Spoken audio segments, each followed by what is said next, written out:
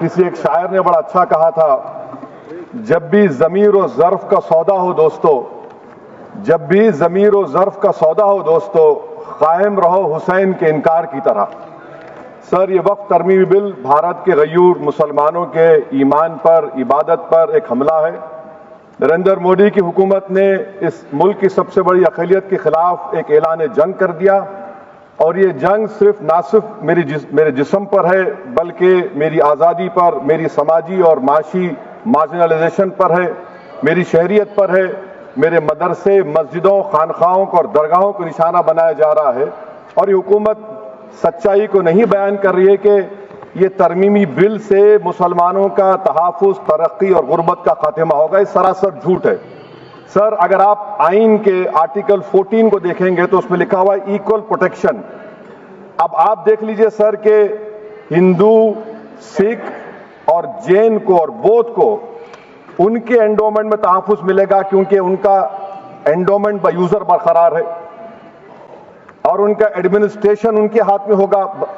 कि गैर हिंदू या गैर उनके मजहब का आदमी दान भी दे सकता है उनके लिए, और एंडोमेंट बोर्ड का तहफ़्फ़ुज़ भी मिलेगा, क्योंकि उसके ऊपर ओवरराइडिंग क्लॉज अप्लाई नहीं होगा, लिमिटेशन का कानून उस पर अप्लाई नहीं होगा। उसके बरक्स ऑपोजिट आप देख लीजिए, मुस्लिम वक्फ को वक्फ बाय यूजर निकाल दिया गया। एक मुस्लिम वक्फ की जायदाद पर कब्जा होगा, लिमिटेशन लगेगा, तो जो एनक्रोचर है, जो खाबिज है, वो रातों रात मालिक बन जाएगा और एक गैर मुस्लिम वक्फ बोर्ड को एडमिनिस्टर करेगा। ये आर्टिकल 14 के इक्वल प्रोटेक्शन का वायलेशन। अब आर्टिकल 14 में सर इक्वालिटी बिफोर लॉ भी है, और उसका कैसा वायलेशन हो रहा है कि कोई आर्बिट्ररी स्टेप नहीं ले सकता, और कोई भी ऑफिशियल किसी भी तरीके से गलत आर्बिट्ररी फैसला नहीं लगा। यहां पर आप एक डेजिग्नेटेड ऑफिसर को रखकर वो फैसला लेगा कि ये जायदाद वक्फ की है, गवर्नमेंट की है। क्या ये प्रिंसिपल्स ऑफ नेचुरल के खिलाफ नहीं है, जिसका तकर्रुर एग्जीक्यूटिव करती है? ये हमारे theory of separation of powers, Bharat के आइन का बेसिक स्ट्रक्चर का हिस्सा है। क्या इसका वायलेशन नहीं है?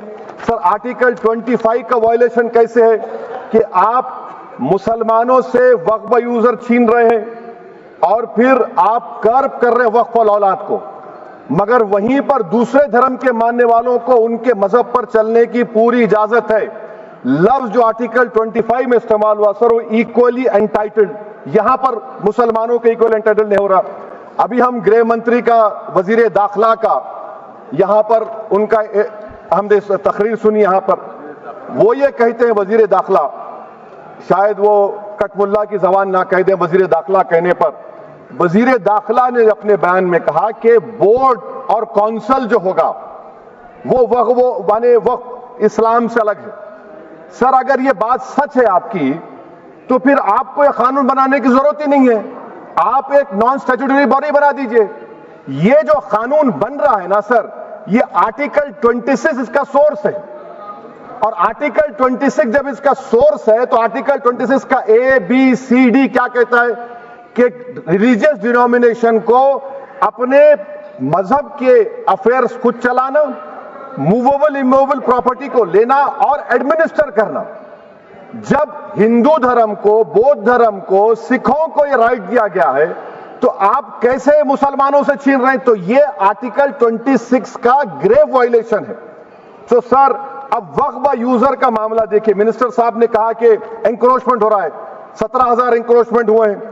तो यही नरेंद्र मोदी की हुकूमत ने 2014 में उस वक्त के मंत्री ने एक Waqf properties eviction of unauthorised occupants bill को इंट्रोड्यूस किया। आपने विड्रॉ कर लिया 2024 में उसको। क्यों विड्रॉ किया सर आपने?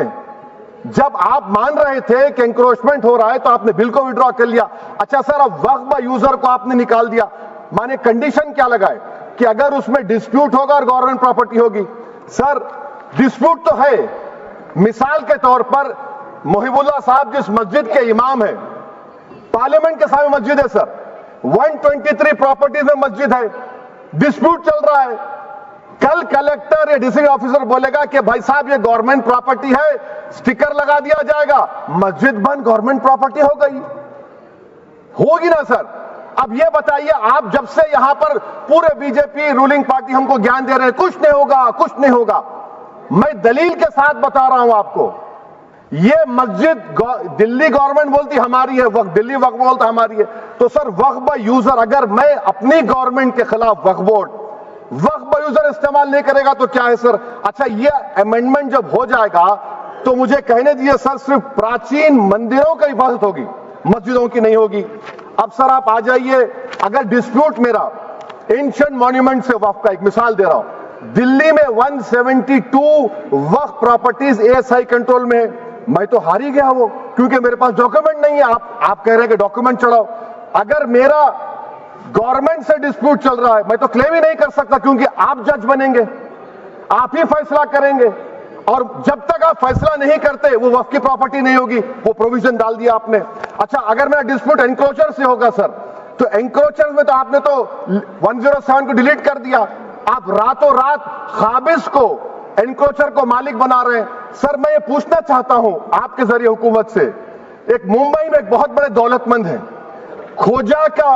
खोजा बरादरी का यतीम खाना था, उन्होंने 2004 या 5 में 22 करोड़ में खरीद लिया।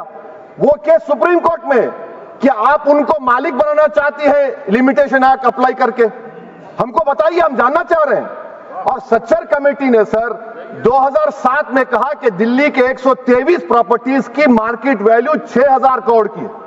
आज हम 2025 में आ गए, क्यों आप उन प्रॉपर्टीज के खिलाफ पड़े हुए? 1976 में उस वक्त के वजीर आजम इंदिरा गांधी लेटर लिखा, इसको आप दे दीजिए, मगर आप उसको मानने को तैयार नहीं है। तो सर और एक जो झूठ फैलाया जा रहा है, management empowerment efficient development. Sir this bill takes any management from the hands of Muslims, disempowers the waqf in comparison to any other stakeholder, takes away the efficiency of administration and hampers development. Waqf disempowerment in the name of efficiency, inefficiency is being created. The progress of development from pre-independence till today is sought to be destroyed. Sir अभी हमारे home minister साहब ने फजल पुकाया case का जिक्र किया। Sir मैं आपसे गुजारिश करूंगा कि होम मिनिस्टर जरा अच्छे लोगों को रखकर इंफॉर्मेशन ले। फजल पुकाया का ऑबिटर क्या है? इट इज ऑबिटर, वो रेशो डिसेंडेंटाई नहीं है जो आपने कहा है। अच्छा सर, शेड्यूल ट्राइब के बारे में कहा, क्या शेड्यूल ट्राइब में मुसलमान नहीं होते? शेड्यूल कास्ट में नहीं होता मुसलमान, शेड्यूल ट्राइब में मुसलमान होता। तो क्या आर्टिकल 25 मेरा चला गया, आर्टिकल 26 चला गया, आर्टिकल 14 चला गया, 15 चला गया, 29 चला गया? लक्षद्वीप का एक मुसलमान एमपी है, क्या उसको राइट नहीं है क्योंकि ट्राइबल है? क्या कह रहे हैं आप? इस ऐवान को क्यों गुमराह कर रहे हैं आप शेड्यूल ट्राइब के नाम पर?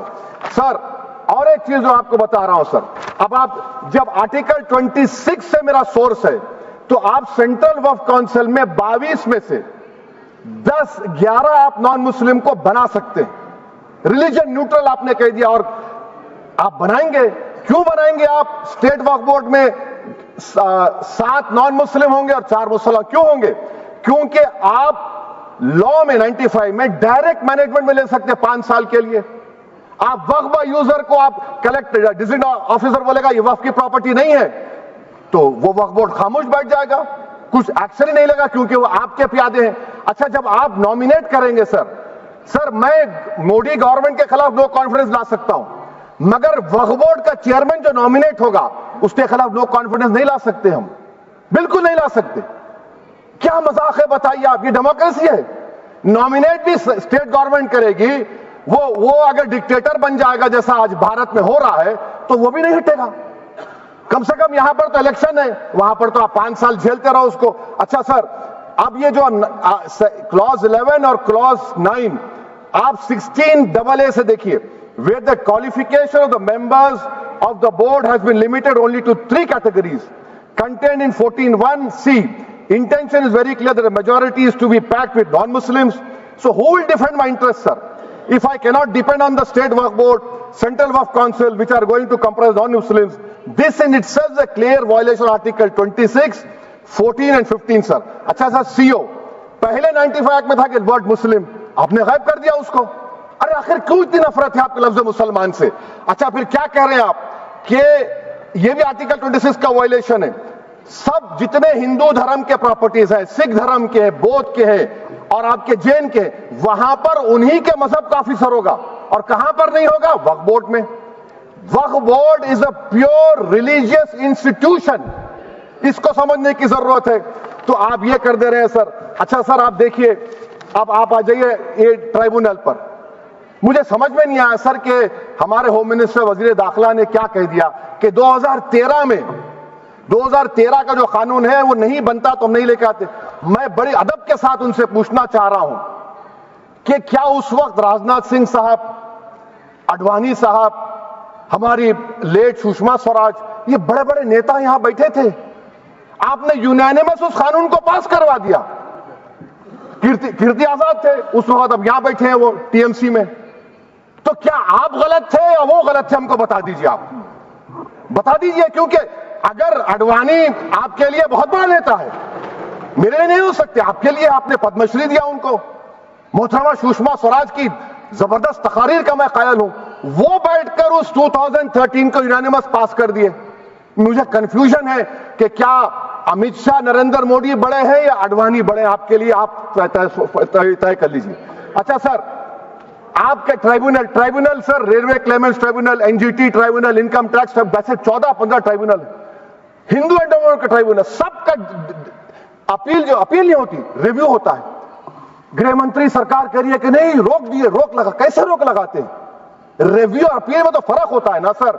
आप ही कह रहे हैं कि पूरे कोर्ट्स में बैकलॉग है और आप अपील कर रहे हैं। अच्छा सर, रिटायर्ड डिस्ट्रिक्ट जज 95 में सिटिंग डिस्ट्रिक्ट जज था, जो एडमिनिस्ट्रेटिव कंट्रोल था सीजीआई साहब, उसको निकाल दिए। अच्छा सर, अब आप अभी हमारे मंत्री साहब ने कहा trust, sir Shri Sai Baba trust 2004, वो ये कहता है जो ऑफिसर उसमें काम करता उसको साई बाबा का डिवोटी होने चाहिए और उसको डिक्लेरेशन लिख के देना पड़ेगा। यहां पर हो रहा तो यहां पर क्यों नहीं हो रहा? अच्छा सर, आप फिर देख लीजिए, ये आपका हो गया सर। अब अमित शाह साहब ने सेक्शन 2A के बारे में कहा और उन्होंने इस बात का इकरार कर लिया कि दाऊदी बोहरा के लिए यह बनाया गया है। मगर मैं आपके जरिए से गवर्नमेंट से पूछना चाह रहा हूं, आपने तो उस प्रोवाइजो में दाऊदी बोहरा का नाम ही नहीं लिखा, आपने उनको भी थैंक यू कर दिया, उनका नाम क्यों नहीं लिखा आपने? और सर, और गवर्नमेंट क्या कर रही है? आप मुस्लिम समाज में जो बेकार किस्म के लोग हैं उनको एक रास्ता बना रहे हैं, एग्जिट दिखा रहे हैं कि तुम्हें वक्त से बचना है तो तुम्हें ट्रस्ट बना लो। ये क्या कर रहे हैं सर आप? कम से कम उन दाऊदी बोहरा को आप दे देते। अच्छा sir, clause 3V section 36 clause 18 देख लीजिए, oral Waqf, oral appointment has sought to be discontinued even though it is recognized practice in Islam. Muslim personal law has recognized oral waqf and 1937 Shariat Application Act. Sir, आप clause 39 पर आ जाइए, 5 साल के लिए मुसलमान। मैं किरण रिजिजू से पूछना चाहता हूं, सर दाढ़ी रखे तो मुसलमान प्रैक्टिसिंग है या क्लीन शेव आपकी तरह है? तो बताइए हमको, प्रैक्टिसिंग क्या होगा? अच्छा, किसी को पकड़ के मॉब लिंच कर दिया और बोले कि JSR का नारा लगाया, और वो JSR का नारा लगाया तो क्या मुसलमान रहेगा? नहीं रहेगा। या फिर देश के प्रधानमंत्री ने कहा था कपड़े देखकर पहचानो, तो क्या कपड़े देखकर आप कह देंगे? अच्छा, अगर कोई क्रिश्चियन हिंदू धर्म कबूल करता है तो क्या वो मंदिर को नहीं दे सकता प्रॉपर्टी? फिर भारत के संविधान में आर्टिकल 300 क्यों है सर? राइट टू इक्वालिटी क्यों है? फ्रीडम ऑफ रिलीजन क्यों है? 5 साल कहां से लाएंगे? अच्छा सर, और एक चीज सर, और एक चीज मैं आपको बोल के खत्म कर दूंगा सर। इस बिल में वक्फ औलाद का सर, इसमें आप देखिए clause 432, the creation of waqf al-awlad shall not result in denial of inherent rights to heirs, including women heirs or the waqif or any other right of person. Sir, ये article 25 का violation है, शरीयत application act 37 का violation, article 300A का violation है। अच्छा, हिंदू धर्म में सेल्फ एक्वायर्ड प्रॉपर्टी को एक हिंदू, अब उसके फर्ज के 2 बच्चे हैं, वो एक को अपनी पूरी दौलत दे सकता है, कोई रोक टोक नहीं है। वो कहेगा नहीं मैं घर के बच्चों को नहीं दूंगा, मोहल्ले के गरीब को दे दूंगा, वो भी कोई रोक टोक नहीं है। वहां पर आपको बच्चों की फिक्र नहीं है। जब मैं अपनी प्रॉपर्टी को अल्लाह को मालिक बनाकर दे रहा हूं, आप कह रहे बच्चों की फिक्र नहीं है। इतनी मोहब्बत आप बिल्किस बानो से दिखा देते तो आपके लिए दुआएं देती आपके लिए। तो सर, आप दूसरी बात आप देख लीजिए सर, आखिरी बात कहकर मैं अपनी बात को मुकम्मल कर रहा हूं सर। नहीं, मुकम्मल कर रहा हूं। स्पीकर साहब बहुत टाइम दे दिए। सर आप देखिए, इसमें अमित शाह साहब बोले कि इतनी प्रॉपर्टीज का कब्जा हुआ, चोरी हुई, ये हुआ। सर, क्लॉज 2652A सेक्शन, अगर कोई प्रॉपर्टी बेचता है 2 साल की सजा थी, आपने क्या कर दिया, उसको 6 महीने कर दिया। नॉन बेलेबल था, आपने बेलेबल कर दिया। सेक्शन 40 की बात करते हैं। सेक्शन 40 में सर हमको जो ज्वाइंट वर्किंग कमेटी का जो नोट्स दिए, उसमें मिनिस्ट्री ऑफ माइनॉरिटी अफेयर्स ने कहा कि 30 साल में 515 केसेस सेक्शन 40 के, और सिर्फ 8 लोग कोर्ट को गए। वक्फ यूजर का कानून तेलंगाना आंध्रा में है, सेक्शन 40 का कानून तमिलनाडु 63 है, आंध्र प्रदेश में 43 है। और सर आप डायरेक्शन दे रहे हैं, अच्छा क्लॉज 4218B देखिए सर, आप रूल बना रहे हैं, कोऑपरेटिव फेडरलिज्म के खिलाफ है, इतना रूल बना रहे हैं। और आखिर में सर मैं आपको बताना चाह रहा हूं स्पीकर साहब, ये बिल का मकसद सिर्फ मुसलमानों को जलील और रुस्वा करना है, मुसलमानों को दूसरे दर्जे का शहरी बनाने का इनका मकसद है। सर अगर आप हिस्ट्री को पढ़ेंगे तो महात्मा गांधी उस वक्त के व्हाइट अफ्रीका में सफेद फार्म अफ्रीका के कानून को महात्मा गांधी ने कहा था कि ये मेरा कॉन्शियंस इसको मानता नहीं है, मैं इस कानून को कबूल नहीं करता हूं।